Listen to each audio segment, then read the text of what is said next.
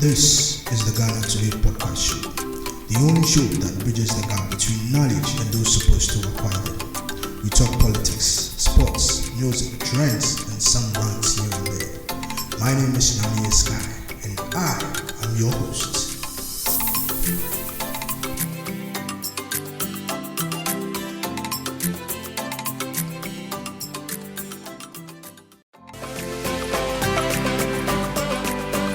Okay, you are welcome to the show again. This is episode 2 of the Ghana Today show, and my name is still Yami Iska. On this episode, we are going to talk more about education and the Ghanaian way of educating its youth. It is quite unfortunate that the Ghanaian youth should be going through trauma just because he is a Rastafari. I believe that is discriminatory and should be addressed as that. And also, why would a university wait till a week to write in their exams? They wait till that time to tell the students who actually were late in paying their school fees to defer their course. This is what Ghana Institute of Journalism is doing to its students. And on the sport fronts, we talk football. And well, Ghana played in the qualifiers and we faced South Africa. I am going to talk about the team selection and what we are seeing as Ghanaians concerning our senior side, which is the Black Stars. Once we were the epitome of African football, we were the hope of African football. But right now, we are crashing down.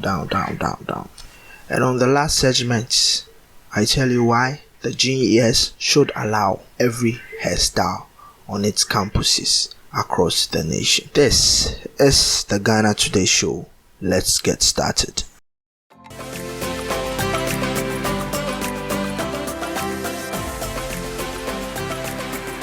On the Have You Noticed segment, I want us to talk about the Ghana tertiary institutions, or the Ghana tertiary institutions in the country and how they are run. We all could argue or say that the government shouldn't have a hand in our tertiary education administration, but you see, our education system is set up in a way that I think the government would be in the right place if they are the ones managing our tertiary education system. After all, they provide the job opportunities. So if they know what jobs are coming, they should know what courses should be taught at the schools.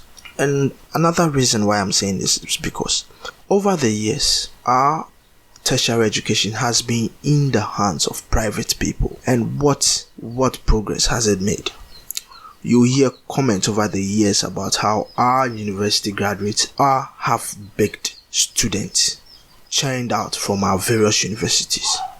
Well, the schools protested, but it is something that I said even recently.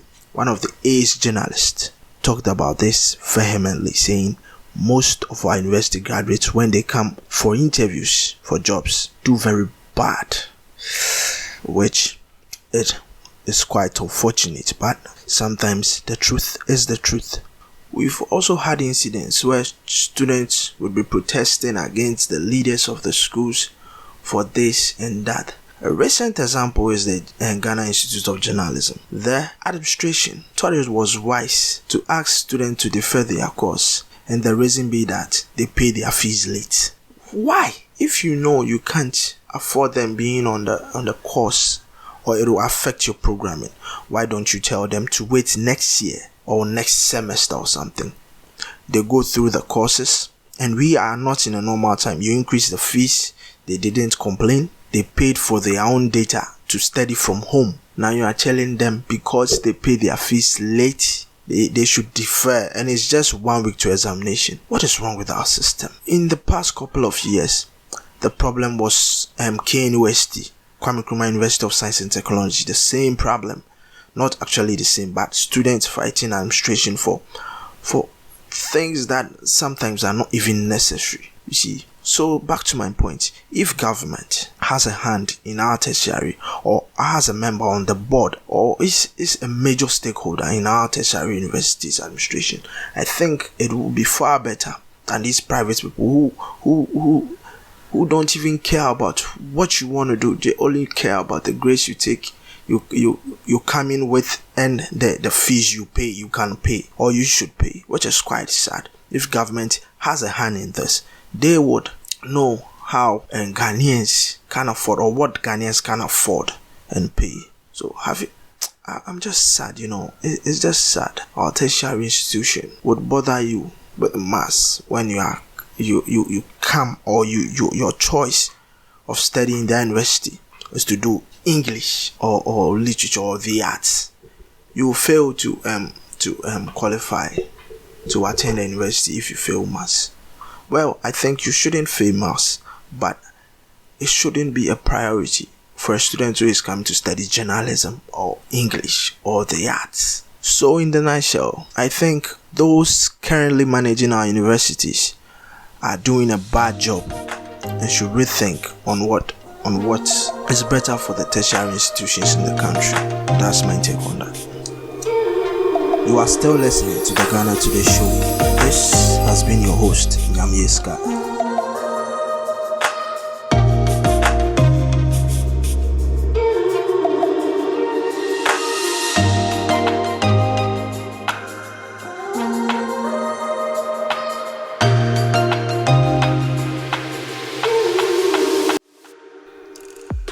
This is my favorite segment, the rants.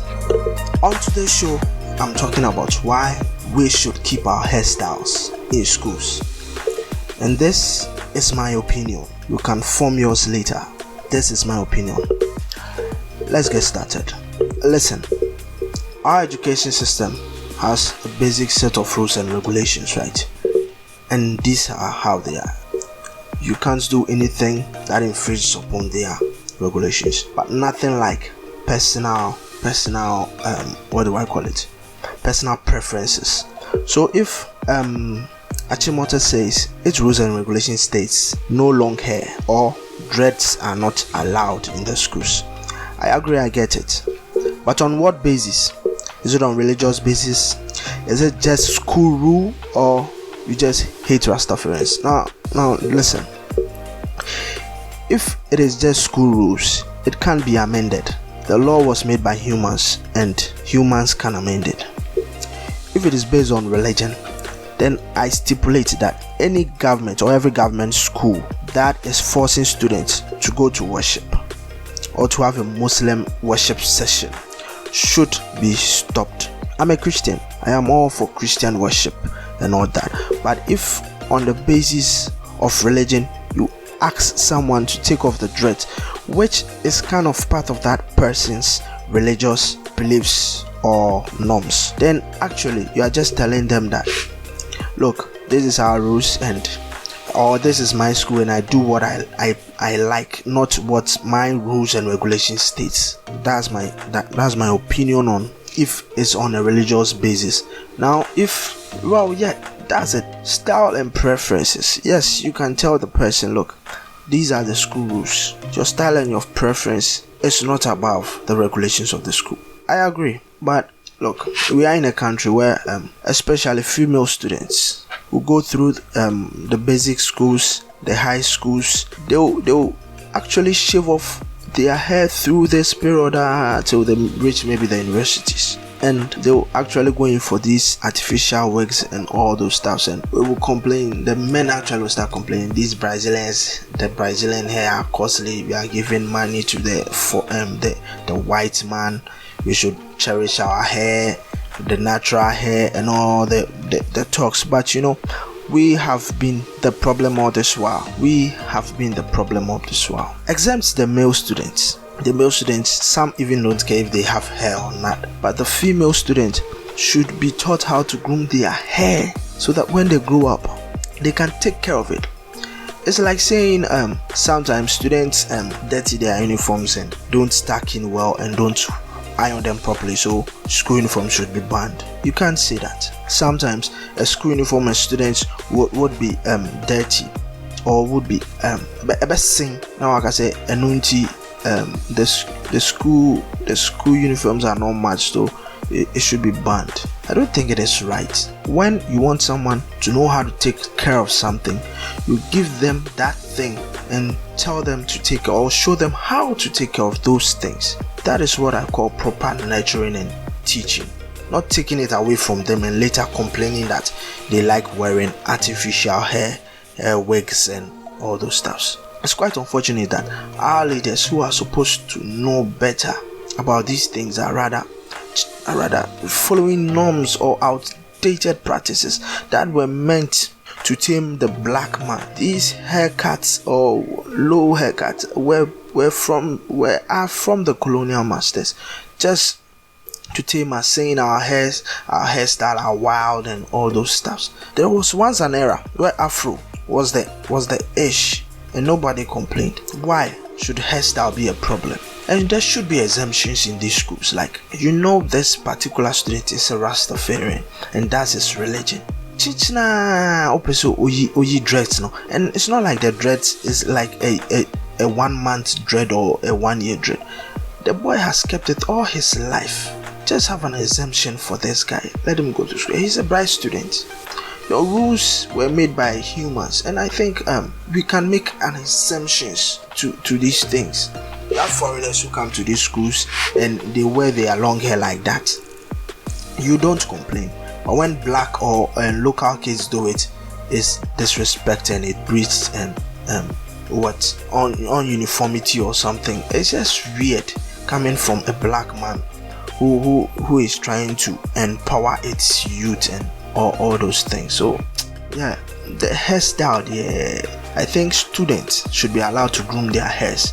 When it's unkept, you can allow the student to go home and fix the hair before coming back to school. When the student thinks, oh, I can't keep it, so I have to cut it, then that's the student's problem. But you must let them groom their hair to know how to handle it when they grow up. That's my take on this, and it should be simple as that, and you should stop this outmoded practices and outmoded rules that seem to tame the black man from expressing himself or herself.